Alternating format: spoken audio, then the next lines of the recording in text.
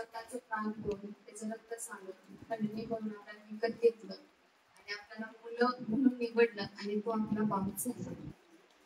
तो अद्याप स्वर्गीय पिता.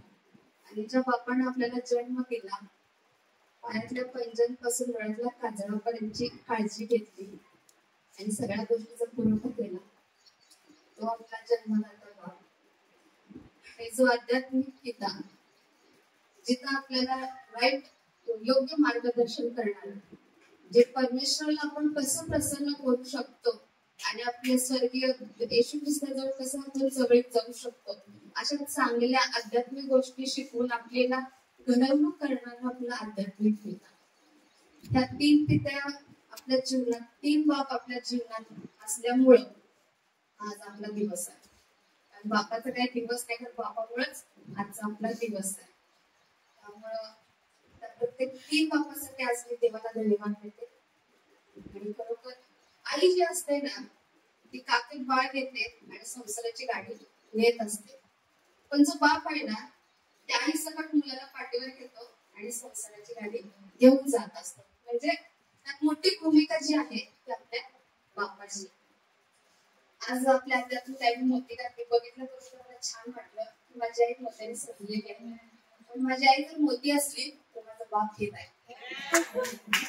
त्यामुळे आज माझा बाप जो हिरा बाप आहे, जो देवाने मला दिलेला आहे, तो माझ्या जीवनामध्ये किती वेळा आणि कसे चमकला आहे ते मी आज तुम्हाला सांगते. सगळ्यात पहिलं म्हणजे जेव्हा माझं लग्न ठरलं, एक वेगळ्या सिच्युएशन मध्ये माझं लग्न ठरलं होतं. पण त्यावेळेला रुबी हॉलला लग्न होतं आणि मला तयार करायला सुमन आंटी वगैरे तिथं मला नेलं होतं. मला माहित नाही अंकलला आठवते का नाही, पण ही गोष्ट माझ्या लक्षात आहे अजूनपर्यंत. आणि तिथे गेल्यावर मला तयार करणाऱ्या दोघी तिघी होत्या, त्या तयार केल्या आणि त्या स्वतः तयारी करायला गेल्या. पण कुठे गेल्या तर मला माहित नाही. आणि तिथं मी एकटीच थांबले होते. आणि मला फोन येत होता की चर्च मधली वेळ निघून झाल्या लग्नाची आणि तुम्ही या. पण मी ते तयार झालेल्या लुक मध्ये कशी जाणार मग बाहेर, कोण येणार मला, तिथं कोणच दिसणार, सगळे तयार व्हायला गेले. 2 मिनिटासाठी मला असं वाटलं की माझं कोण नाहीये का. म्हणजे जी ती तळमळ असते मनामध्ये, प्रश्न, वादळ, गोंधळ हे जे असतं ना, ते खूप असं चालू झालं. आणि त्या लग्नाचं काय मी करू का नको हा मला इतका मोठा प्रश्न पडला होता. आणि मी खुर्चीवर बसून 2 मिनिटं बसले होते रडत. आणि त्या वेळेला अंकल तिथं आले. झालं का तुझं म्हणून. मी म्हटलं हो अण्णा झालंय, पण मला न्यायला कोण नाही इथं. अण्णा म्हणते का काळजी करतेस. अण्णांनी पटकशी रिक्षा बोलवली, मला रिक्षात बसवलं आणि रुपयाला सोडायला सांगितलं. म्हटलं अण्णा तुम्ही माझी गाडी मी येणार आहे. अण्णा आठवते नाही माहित नाही, तर त्यावेळेस मला माझा बाप म्हणून तिथं चमकला. आणि ती वेळ जी अशी होती ना की काय करायला पाहिजे, कसं करायला पाहिजे, पण ऐन वेळेत परमेश्वरानं त्याला तिथं उभं केलं. त्या देवाला सुद्धा माहित होतं की हा हिरा तिथं गरजेचं आहे. दुसरी गोष्ट म्हणजे खरंच त्या गोष्टी, ह्या ज्या गोष्टी आहेत ना माझ्या आयुष्यात, एक 4 अण्णांनी जे माझ्यासाठी केलेलं आहे, जे मी अण्णांना कधी बोलले नाही आणि मी कधी अशी म्हटले नाही की मला ही गरज आहे या. पण अशा सिच्युएशनला अण्णांनी ती गरज ओळखून माझ्याकडे धाव घेतलेली. त्यामुळे ही मी मरेपर्यंत ही विसरू शकत नाही. त्यामुळे त्या गोष्टीसाठी अण्णा धन्यवाद. आणि दुसरी गोष्ट म्हणजे काय की माझं ते नर्सिंगचं लॅम्प लाइटिंग होतं आणि मला माहित नव्हतं. ऍक्च्युली म्हणजे लग्नानंतर मी 12वी झाल्यानंतर लग्न केल्यामुळे मला बाहेरचं काय माहित नव्हतं की जॉब काय, कसं काय. खरं म्हणायचं ते मी MIDC ला बघायच वाढवत होते त्या सिच्युएशनला.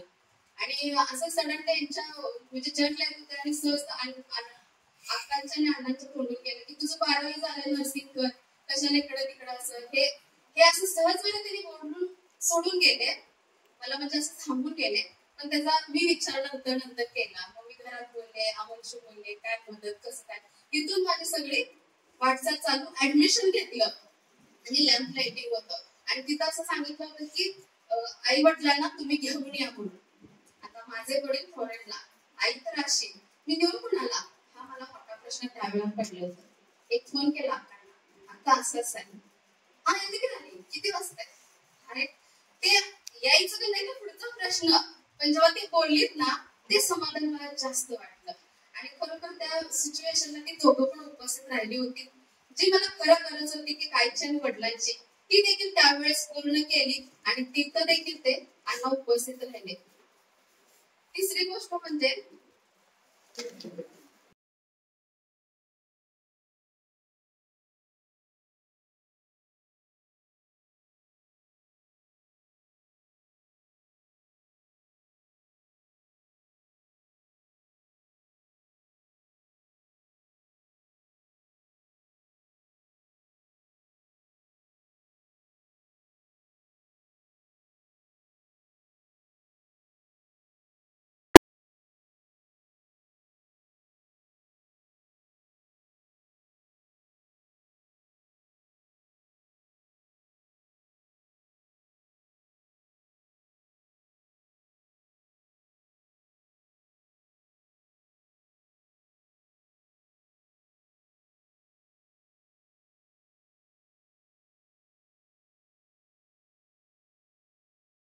फोन आला की रुपाली आम्ही तुला भेटायला येणार आहे, आम्हाला तुझ्याशी बोलायचं आहे. त्यावेळेला हेमंत अण्णांनी 65 रुपये लागले होते आणि तेव्हा मात्र अण्णांनी मला, अण्णा एकटेच बोलले, बाकी कोणी बोलले ते 2-3 शब्द बोललेच नाही, पण अण्णांनी मला तिथं व्यवस्थित करेक्ट केलं की बरोबरला बरोबर आणि चुकीला चूकच, हे तिने मला तिथं पटवून दिलं. आणि एखाद्याला नाही तर नाही म्हणायचं, एखाद्याला हो तर हो म्हणायचं, म्हणजे अशा चांगल्या ज्या गोष्टी आहेत ना त्या पटवून दिल्या. ते तिथं बोलले, माझ्यासाठी प्रार्थना केली आणि निघून गेले.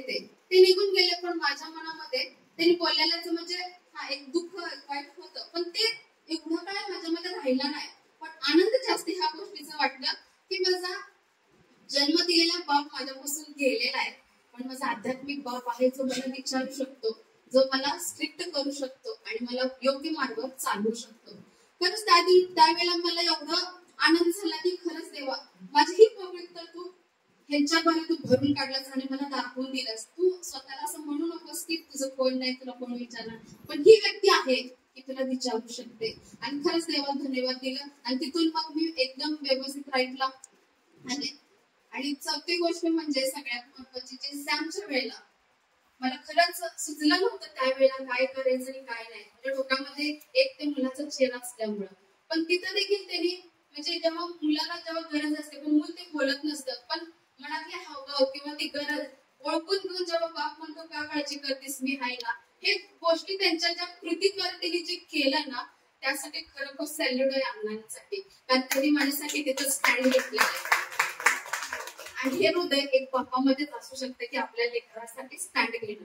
आणि खरोखर ह्या ज्या गोष्टी माझ्या जीवनातल्या, मी कदाचित ह्या गोष्टी शेअर केल्या नाहीत त्यांच्या, पण माझ्या हृदयात आहेत, माझ्या मनात आहेत का, तर मला खरीच गरज होती ह्या त्या वेळेला, आणि खरीच ती पकडी कोणतरी भरून काढायची होती. आणि मी रडत होते देवाजवळ, तेव्हा देवानं हा हिरा चमकवला माझ्या आयुष्यामध्ये.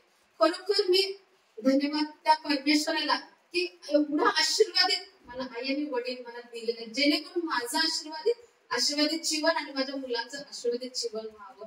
आणि खरोखर मी प्रभूला धन्यवाद देते आणि अण्णांना देखील इतकं धन्यवाद देते आणि इतकं थँक्यू म्हणते की ह्या 4 गोष्टींमुळं आज मी इथं उभे. त्यांनी सॅमच्या वेळेला माझी मानसिकता आणि माझी आर्थिकता, त्या 2 गोष्टीवर त्यांचं नियंत्रण होतं, बाकीचं काही नव्हतं त्यांचं.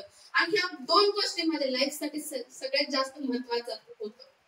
आणि त्यामुळं आज मी उभी आहे की ह्या 2 गोष्टींमध्ये त्यांनी मोठा वाटा घेतलेला होता. आणि माझ्या जीवनामध्ये पण त्यांनी खरोखर ह्या 4 गोष्टींमुळे त्यांचा फार मोठा वाटा आहे की त्यांनी एक बाप म्हणून माझ्यासाठी उभं राहिलेलं आहे.